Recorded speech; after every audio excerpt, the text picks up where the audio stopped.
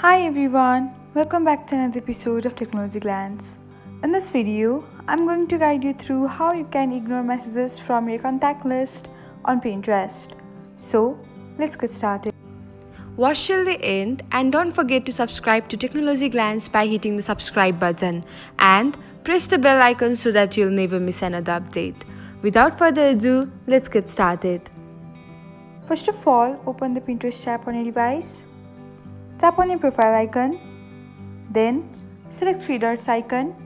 Next, tap on settings.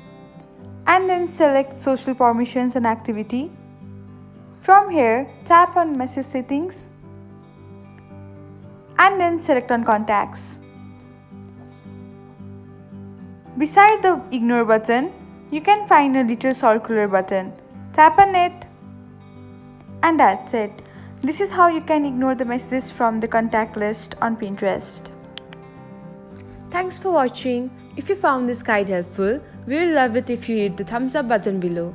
We upload great new tech tutorials like this one every day. So, don't forget to subscribe to our channel and hit the bell icon to get an update as soon as we post a video.